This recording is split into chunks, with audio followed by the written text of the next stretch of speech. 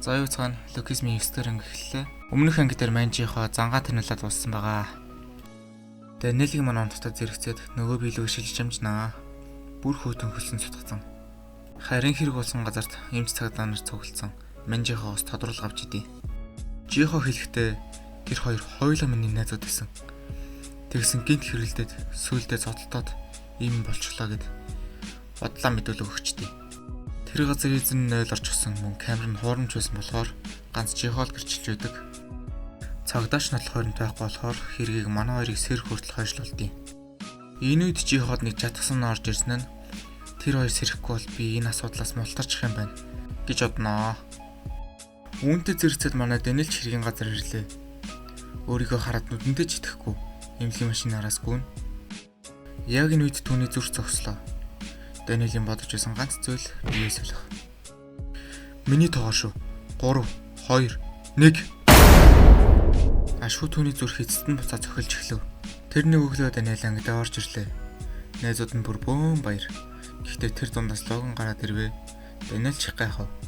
Энэ үед Кристал маань гэснээс чи хэм блэ? Хэн хинийх найз юм бах та? Гэд жинхэнэ Даниэл руу харав. Даниэлч дотроо яг юу вэ? Юу болоод байна гэхдээ зэрэгцэн төгс Даниэл орж ирээд бүх найзуудын балаагаад авчихв. Намаа битгий өрхөж явал да. Гэхдээ зэрэгцэн замын гол зүуднээс сэрлээ. Йоо, яаж болж зүуд байсан бэ? Хэ.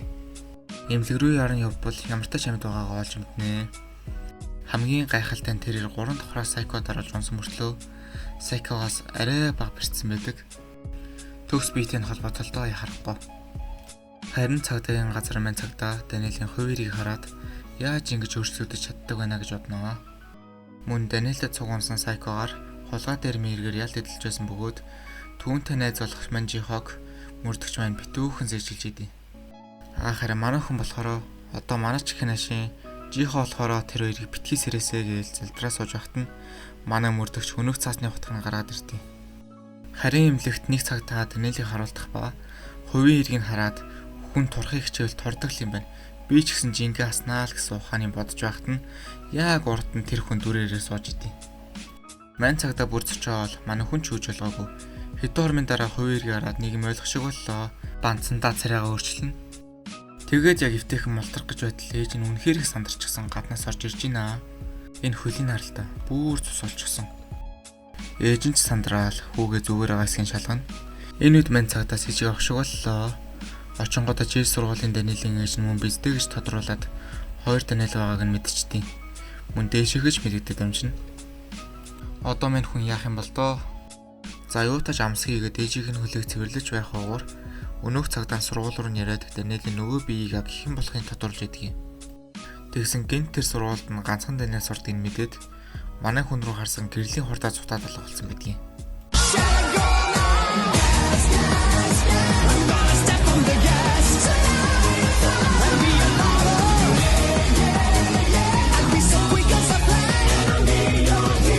Тэрээр ч нэг арга чаргаа болъёгээд удасныхаа ичидийг ашиглаж үзлээ.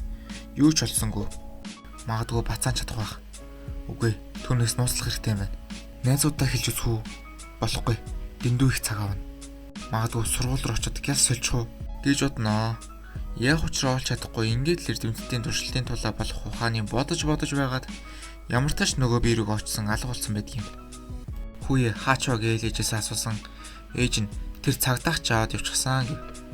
Яг энэ үед цагдаагийн газар төнөх мөрдөгч ах маань жихогийн хэрэг үлдсэн зэвсийг гаргаад ирчихсэн байцааж байдгийн. Жихо дотроо за ялнаасаа жоохон ч гэсэн хөнгөлүүлээ дээ гэж бодоод яг хэргийг хүлээхийн даван дээр тэр мөрдөгч энэ хэргийг Даниэл өөрөө хийсэн биз дээ гэд ороод ирдгийн. Энэ үед жихо дахин нэг удаа итгэл найдвар нь буцаж ирлээ. Тэгээл үгийн дагуулад өстө жүжилж өгнө. Тэгсэн гинт гарт нь гав зүйлхэд эхлэв шүү. Yes! Үүнтэй зэрэгцээд жихогийн бүх хэрэг аль хэдийн илэрч гिचээ. Буцаад эмнэлэг рүүгээ явбал манай Даниэл өөрийнхөө нөгөө биеийг хайгаад сувлагчаас асуусан түүнийг өөрөөр нүүлгцэн гэж юм. Өрөөрөө нороод хайвал эцэст нь нэг юм биеэн олж чадлаа. Цагдаач аль хэд явчихсан байлаа.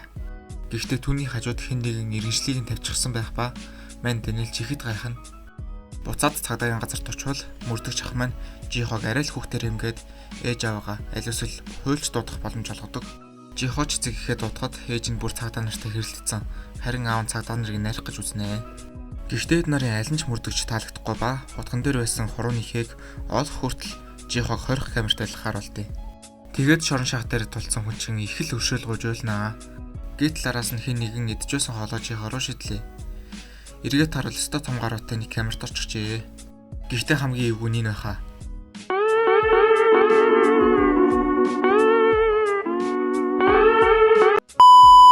Үүнийг харсан Жихо шууд л тусаачихна. Аз уулчныг манаач түнлүүд өглөө. Жихоч түнд найдаж байлаа. Гэхдээ тэр түүний нохоноос ч дур үзэж байдаг за. Яг энэ мөчид тэрээр хийсэн хэрэгтэй үнэхэр их гэмшижээ. Аахаар маань Дэниэл Джеймс Ли гэж яг хэн болохыг мэдхээр энэ цаасан дээр заасан хаяглаа явж идэгий. Дэниелийн бодлоор бол зүг зүгээр амьдарч байсан хүний биед ордог болсон гэж өөрийгөө боддогч мотел ютубер өстой алдартай байхад хинч түүнийг мэдэхгүй байгаагаас харахад жоохон эргэлзээтэй. Эцэст нь түүний гэрийг олоод яг хонхын дарахын даваан дээр ард нь хин нэгэн түүний мөрнөөс бариад ав. Хин юм бол гээд аргашаа харвал Жихо ээж ав байхан дээрээ юу гэж явсан бол доо. Тэгсэн гинэтэж нь Жихо энэ хэрэгт буруугүй үстэй тийм ээ гээд бараг зодох нэ. Манай Дэниэлч саяхан өөрийгөө өвхлийн ирмэг дээрээс харсан хүн яаж өлегтэй хариулт хэлж чадах вүлээ? Энэ хэл зүгэнд нь өнөөх хоёр ч уурлаад яваад өгдөө. За гол ажилд ороод хаалгын нэвэл бүр нохоо хороо шиг юм ухтаж авнаа. Дэниэл ч өөртөө хэрэгтэй гэсэн мэдээлэл хайсан юу ч болсонгүй. Нэг зүйл болсон нь түүний ахлах сургуулийн форум байдیں۔ Тэр формыг нь өмсөд сургууль руу нөтсөн алиужээ балгасуулаад муутчихсан байдгийг. Манай хүнч нууцыг хайхын тулд сургууль руу ороод тэнэж баахан цомтой хэсэг оллоо. Сайн ажиллаж харах юм бол эднэр бүгдээрээ Джеймс Лиг яасан цомнууд байдаг. Тэгэхээр Джеймс Ли гэж яг хий юм бол энэ асуултын хариултыг Дэниэл ч хүн бас хайж байлаа. Хайж ийм нэг гэр бүлийн зураг болдیں۔ Зурагт байгаа газар руу очиод үзвэл мөн адил балгасуулчихж. Дэниэл хүч сонирхолтой хөдөлгөөдөд орсон. Гэхдээ би энэ вебтүнийг уншиж өөрөө зочооноос. Гэхдээ хамгийн их хайсан хүн Дэниэл бүр тусаацсан. Энэ үгэн ч хэлэхдээ энд нэг гэр бүлээсэн 5 жилийн өмнө нөгөөд одоо эзэнгүй болчихсон гэлээ. Дэниэл ч бодож ирсэн нь сайн ажиллавал энэ календар нь ч 5 жилийн өмнөхийг заасчихсан байдаг. Мөн нүүх өдрөө явах хаягтай цог биччихсэн байвал яах вэ? Дэниэл ч буцаад тэр хоёр руу н очвол өөрийнх нь гэр байлаа. Тэгсэн гинт дотроос нь чи хоцорлоо гэд хин нэгэн чангаар хашрав. Мань хүүч сандраад хинбэ гэдгийг шалгасан H&H Group-ийн ерөнхийлөгч болох Кристаль эцэг Чарльз Чой дүрээрээ байхан тэрэ. Одоо Чой ах гээл явъя зөө. Чой ах ч хэлэхдээ чи Джеймс Лигийн тухай мэдэж яг яах гээд байгаа юм гэж асуухад манай Дэниэл өөрийнх нь хамгийн том нууцыг мэдхэд үнэхээр ойртчихсан байхаг ухаарна. Гэхдээ тэрээр Дэниелийн нуугаад байгаа зүйлээс ч илүү ихийг мэдэж байлаа. Гэнтэл тэр Дэниэл хүрв чи өөртөө хамгийн том эрдний үгүй хийж байна. Муу хог новш. Би ахаад хойно суугаад ажиллаж чадахгүй гэснээ зандаад үүнийг санаж яваарай Дэниэл Парк. Джеймс Ли гэдэг хүн оршин байдаггүй.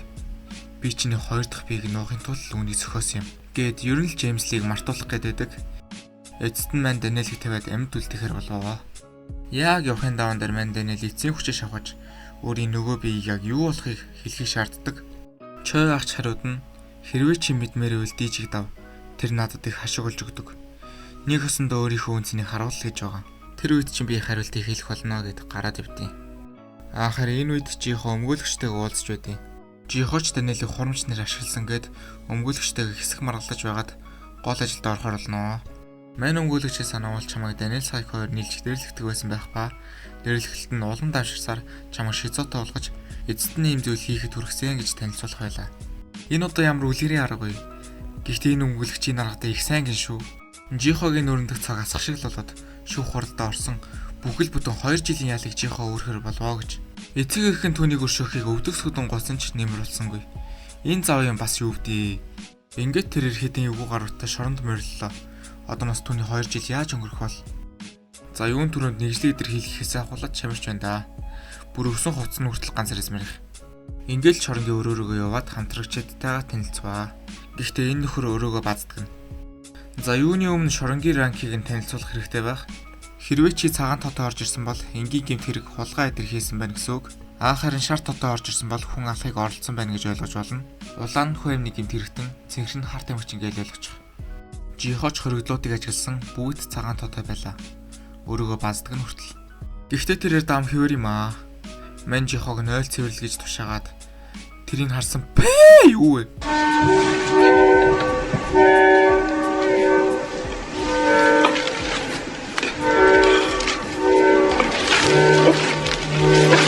Тэгэл жихо хүссэн хүсээгүй цэвэрлэхэр болвоо гэж.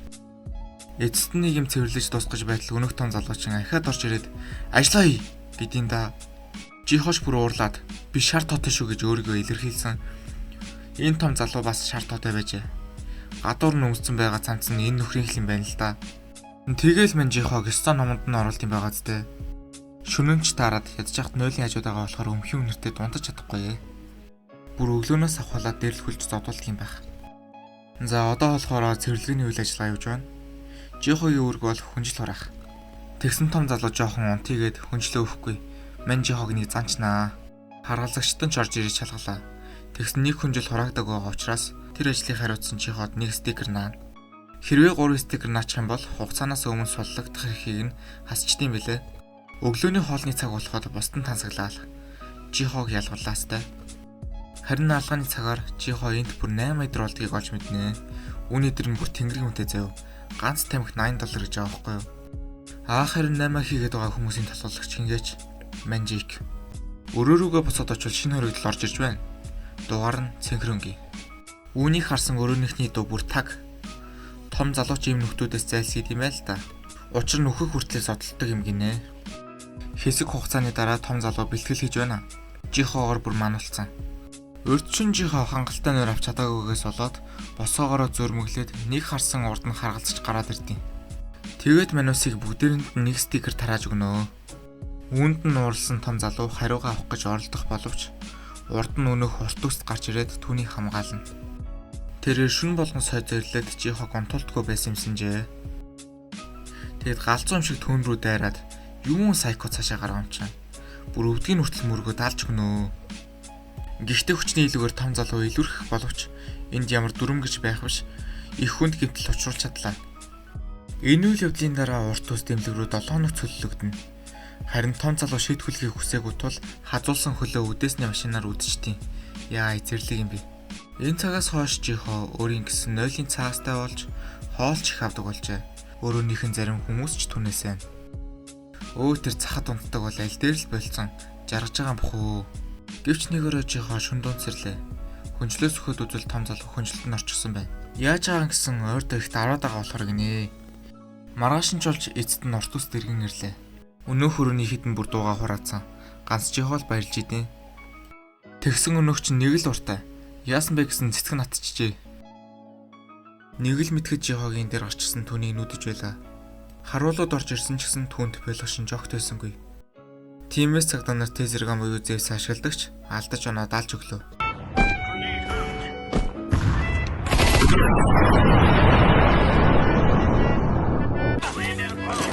Жихо хөдлөх аргагүй болсон ч ухаангүй болоогүй. Хориглоо түнлөө их л аимшигтай харж байна. Энэ үйл явдлын дараа тэр бэр амьд явахыг тэлээ багаар алдаж эхэллээ. Ийм болсон жихог өтгөр том залууч гимчигээ шийдсэн багхан хэсэг нэг хоригдол дээр онцгов. Тэгсэнгийн тараас нь өөр нэгэн хоёр хоригдол түүнийг нүдэж эхлэв. Мань том залууч халалцах гээл хуцаа тайлна. Гэтэл тэр хоёрыг хэн нэгэн болиулдیں۔ Том залууч хинбэ чамайг алнаа л гэж хэлсэн. Тэр хүн Джейк гэж идэг боо юм да. Жихоч түүнийг хараад шууд л танилаа. Түүний хажууд том залууч хөвдөг дээрээс хөрч мөргөн. Энийг нь харсан Джейк хийхийг шулуудсан ажлаа дуусгаж бай гэж хэлчихэд Жихо рууник харлаа. Яг энэ үеэр нь цагдаа нар орж ирээд хэн үнийг хийсэн бэ гэж шалгадагч энэ хоригдлоо